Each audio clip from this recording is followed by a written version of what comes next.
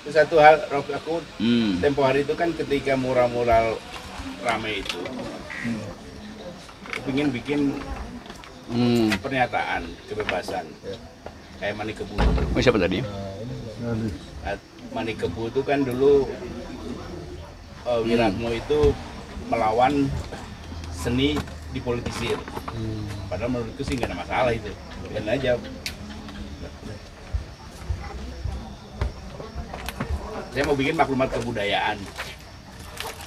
Tapi kemudian teringat sebelum ini juga sudah ada deklarasi Sirna Galih yang munculnya wartawan independen itu Aji. Kemudian ada pernyataan September Hendra Gunawan CS soal kebebasan berekspresi. Waktu itu kasusnya masih ingat itu, Dok? Apa? Pernyataan September 95. Gunawan Sumarendra CS soal pelarangan buku Pram kan? Iya. Itu juga ada. Waktu itu Gunawan bilang ini Manikebu 2, tapi sama Wiratno dibantah. Nggak ada, lu kan dulu anti Manikebu, menyesal Manikebu. Sekarang kok Manikebu 2 nggak ada, ini kan soal Pram aja. Yang lain kan nggak ada masalah, saya masih tetap bebas kata Wiratno. Wiratno mengingatkan ini kan lanjutan jadi Sirna Galih Aji itu.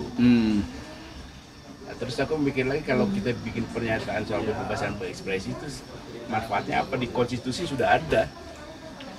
Nah, jadi jalan keluarnya gimana? Agar ini tidak pelarangan ini, aku bilang kan kalau kita semua paham nih kebebasan berekspresi itu penting. Yang nggak paham mungkin yang tolol-tolol ini kan penguasa nih. Iya, jadi kan tetap temanya regain people's law gitu. Menangkan kembali undang-undang rakyat. Bukan konstitusi, ini undang-undang rakyat yang melekat secara otentik, secara historis, genealogi, legitimasi segala macam dengan tanah. Kan negara ini hanya disebut negara kalau ada rakyat dan ada tanah. Tapi lebih lengkap lagi kalau ada rakyat yang punya tanah, bukan rakyat dan tanah, rakyat yang punya tanah itu. Kan itu. Nah, yang kacau sekarang dianggap negara memiliki tanah, nggak bisa. Negara itu tidak memiliki tanah, negara menguasai tanah untuk distribusi, bukan untuk diakumulasi. Itu filosofinya kan begitu. Soal-soal semacam yang soal-soal yang elementer ini sebetulnya mesti diterangkan.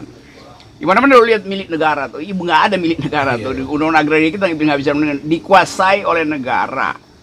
Tidak bisa dimiliki, ini milik Tuhan, milik rakyat, bukan milik negara. Negara mengatur Tapi aja bukannya kan. di undang-undang dasar kata-kata milik itu Nggak ada. kuasai negara tapi untuk kepentingan Negara menguasai, menduduki untuk didistribusikan itu. Bahkan sebenarnya ada hal yang sangat sebenarnya ini kalau kita buka agak sedikit memalukan. Pasal 1 ayat 2 amandemen keempat itu malah justru mereduksi kekuatan undang-undang itu sendiri. Sebelum perubahan kan kedaulatan rakyat ada dilaksanakan oleh MPR. Amandemen keempat, kedaulatan rakyat diatur oleh undang-undang. Undang-undang mana yang mengatur kedaulatan tidak ada. Nah itu betul, nggak bohong. Hak dan kewajiban ada, tapi Iya. kedaulatan tidak ada. Kalau kita buka ini dalam sebuah kajian ketat, ini runtuh ini. Sebenarnya proses amandemen itu adalah proses pelemahan undang-undang itu sendiri. Itu juga termasuk klaim bahwa dia punya hak untuk mengubah undang-undang dasar itu. Memang dia ada hak, tetapi itu hak adjektif. Hak substantifnya ada pada rakyat. Jadi DPR itu panitia untuk mengolah hak substantif rakyat. Jadi kalau kita ribut-ribut di sini, ini kok social welfare-nya ternyata timpang karena akumulasi tanah. Maka timbul pengertian kalau begitu kita mesti rubah undang-undang itu kan. Undang-undang dasar mesti dijelaskan apa itu negara kesejahteraan itu. Di dalamnya dikasih poin itu. Kalau pembicaraan di sini kemudian meluas ke kampus, jadi ribut semua, baru MPR buat panitia untuk mengulas apa yang diinginkan rakyat. Bukan dia yang diam-diam terus dia rumusin terus rakyat yang sibuk. Itu dia nggak ngerti bahwa hak dia ada, tapi hak adjektif, hak untuk membentuk panitia untuk membaca persoalan yang dibicarakan rakyat. Jadi dia nguping aja dulu itu intinya. Itu betul. Jadi, intinya MPR itu harus bersifat aspiratif, bukan inspiratif. Betul, nah ini bukan dari atas, inspiratif kata-kata salah. itu yang benar. kemarin Jim Lee udah cerita gitu, asal usul yang sosialisasi 4 pilar itu harusnya kan jadi aspirasi ya, penyerapan aspirasi. Iya Udah benar. diminta dikoreksi, tapi bukannya dikoreksi, ditambah. Jadi sosialisasi 4 pilarnya ada, 1 T, ya gini 1 T juga. Iya. Nah Bamsud juga nggak paham begitu kan, karena motif Bamsud lain. Jangan nggak baca buku ini Bamsud. Nggak pernah baca buku dia emang tuh. tapi Gitu kalau itu. Maka itu oke. tapi Bamsudnya kemudian Gitu, kalau misalnya. begitu ini jadi rame, gue denger dari siapa? Bamsud bilang begini, ya iyalah lu kan kalian tahu kan gue nggak bisa dipercaya, jadi ngapain kalau serius? Anjing kan? Dia bayangin tuh, dia ngomong begitu, jadi hal yang betul-betul serius ditanggapi begitu doang. Ya udahlah nanti kalau nggak bisa ya gue bersedia dibakar untuk MPR. Kan Iya. yang ngaconya di situ, tapi ya udah kira kita manfaatin aja kekacauan si Bamsud. Jadi kata Mark Twain, Bung, Hmm. sungguh berbahagialah pemerintah yang rakyatnya bodoh. Iya, sungguh berbahagia pemerintah yang rakyatnya bodoh. Tapi sekarang pemerintahnya yang bodoh itu karena menganggap rakyatnya bodoh. Dia tidak perhitungkan kita Nggak ini hitung, ada ini. Ada revenge, ada fight back, Ohio fight backs. Itu yang nggak tahu emangnya FPI cuma yang di Petamburan, ada juga yang di Patra lain.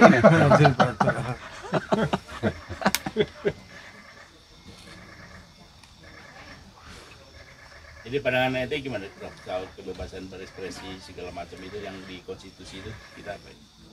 Untuk menjelaskan kepada yang orang tolol-tolol itu bahwa kajian itu kan begini, sejak Orde Baru kita dibatasi, dampaknya selama 30 tahun pembatasan dampaknya ketololan sosial. Itu termasuk soal Tidak ada pengertian tentang kreativitas. tanah itu kan juga memang nggak cerdas. Tanah itu bisa dimiliki kalau dianeksasi. Itu namanya dimiliki. Kayak Belanda ke sini dia anggap ini kita rampas itu. Koloni. Koloni itu baru dimiliki kalau dia statusnya koloni itu. Kan memang itu asal usulnya kan begitu kan. Tapi zaman Orde Baru kita bikin kayak mural itu di Jogja dulu nggak ada penangkapan, nggak ada masih bebas kita dulu. Ini kemarin kita dikejar-kejar kan waktu terakhir itu. Masuk waktu kita lagi mural di. Tapi lu udah bagus kan lu mulai dengan protes etik gitu. Supaya nggak dianggap bahwa ini menjatuhkan kekuasaan, enggak. Ini kita cuman bikin sinopsis dari problem macam-macam itu. Ternyata status etis dari warga negara itu dihilangkan karena terus-menerus dianggap ini inkonstitusional. Enggak. Mengganti kekuasaan itu adalah proyek etis. Nggak ada hal yang bisa melawan kedudukan etis dari warga negara tuh. Sebenarnya kalau kita bikin seminar gede gitu kan, ya bikin aja nih di FPI itu. Kan ada institusinya kan, negara itu kan. Jadi bikin betul-betul heboh dengan kedalaman analisis gitu. Itu penting tuh. Kayak kemarin siapa Luhut bilang, ya nggak ada kebebasan berekspresi yang absolut. Lah ilah, lu nggak bisa ngomong begitu dalam keadaan tertentu memang dibatalkan. Tapi bukan berarti semua harus dibatalkan. Dalam keadaan apa absolut itu berhenti itu kan itu intinya. Jadi seolah Luhut benar, semua orang iya. Padahal itu pernyataan partikular. Ya betul. Itu. Apalagi dia sekedar mau membela diri.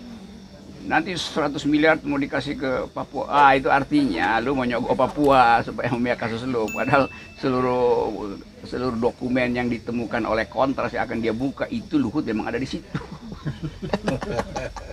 Kirim aja dicicil kan, dia bener dia nyakok sendiri tuh.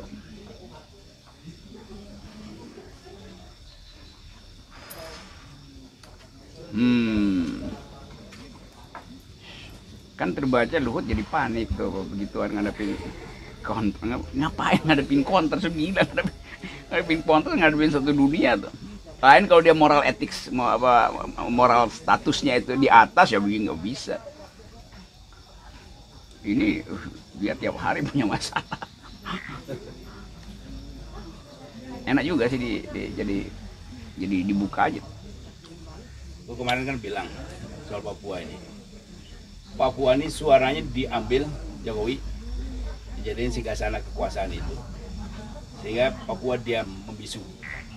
Diam itu emas, tapi emas Papua juga dicolong juga. Diam itu mas, yang diamnya pun dicolong. Gila ini bang. Berat ya, berat. Papua ini kan Lu, ini ukurannya gampangnya begini nih. Riset terakhir, indeks, bukan indeks sebetulnya, angkanya udah keluar tuh.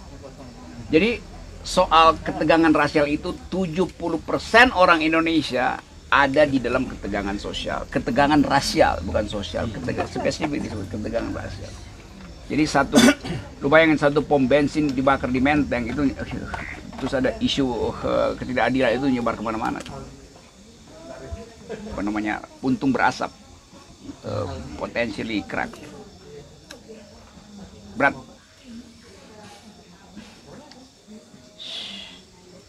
Jokowi, orang minta kebijakan harga pakan dibetulin, dia kirim jagung, ini kan ngaco. Akhirnya berkelahi Menteri Pertanian sama Menteri Perdagangan. Iya, emang gak ada koordinasi di situ, gimana?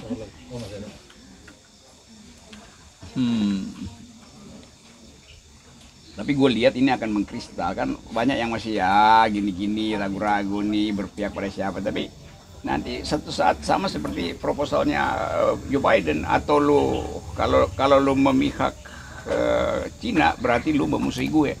Kan Joe Biden doktrinnya begitu kan. Biden nggak bilang kalau lu memusuhi Cina lu musuh gue tuh. Dia putar tuh, kalau musuh Cina berarti lu memusuhi gue tuh. Ah itu teknik begituan kan. Nah, ya, Indonesia berarti Indonesia memusuhi Amerika gitu, bukan Amerika yang memusuhi Indonesia gitu, tekniknya begitu dia ngomong. Hancur. Temannya musuh gua. Ya musuhnya begitu kan, itu dia nggak mau pakai pikiran mau cetung tuh. The enemy of your enemy is my friend. Nah, dia putar aja si Biden. Lu berteman sama Cina berarti lu memusuhi gue. Bukan lu musuh gue gitu ya gitu. Lain nama kalau Trump pasti dia pakai itu. Lu musuh gue tuh. Karena Republik, kalau ini ada etikanya tuh. Walaupun anjing juga sih Amerika.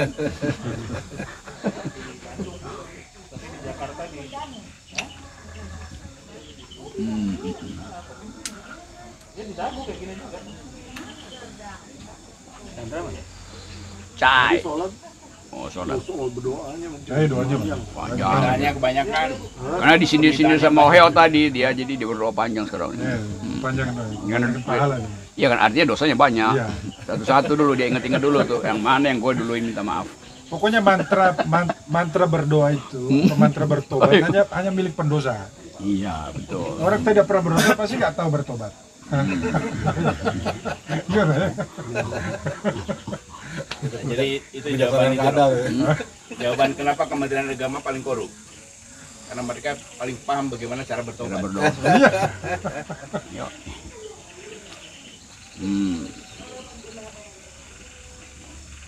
Nyakut lagi, aduh. Jadi waktu saya Komisi 8 dulu, saya minta sama Menteri Agama, begini aja Pak Menteri, kita hapuskan aja Kementerian Agama. Terus mau diganti apa? Kementerian Etik dan Moral dan Etik. Memang itu lebih Agama itu nggak pas. usah kita atur. Biarkan aja dia menjadi domain pribadi manusia masing-masing. Nah, Tapi itu- moral etik, itu itu normal. penting diulang-ulangi lagi tuh. Bikin satu sesi sama Akbar Faisal, Iya. isu itu tuh.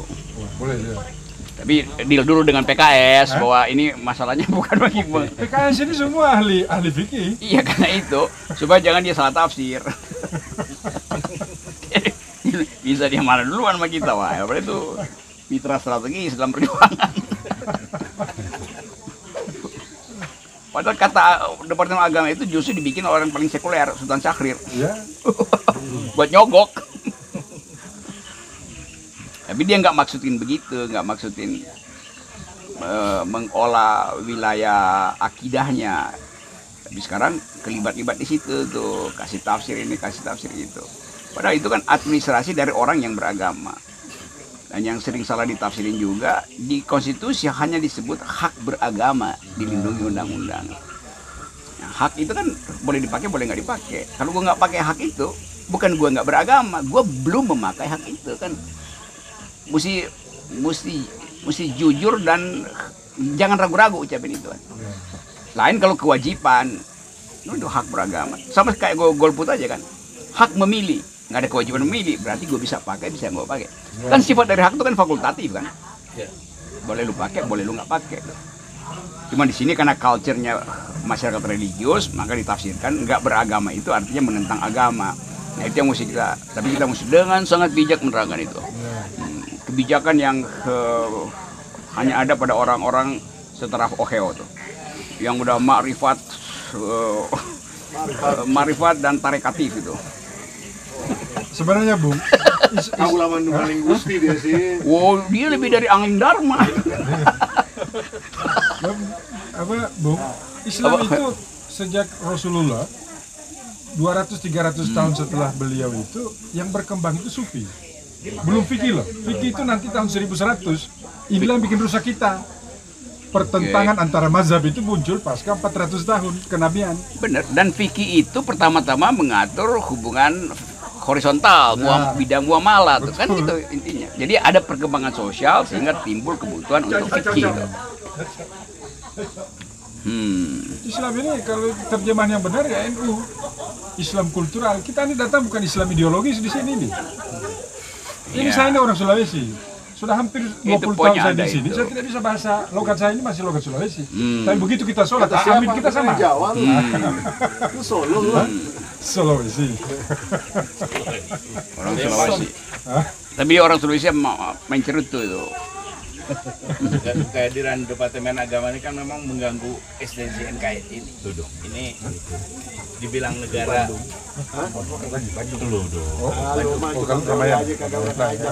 Jadi dibilang negara sekuler, Indonesia ini bukan.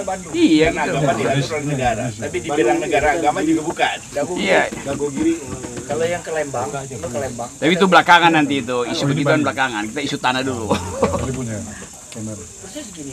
Ini Jawa.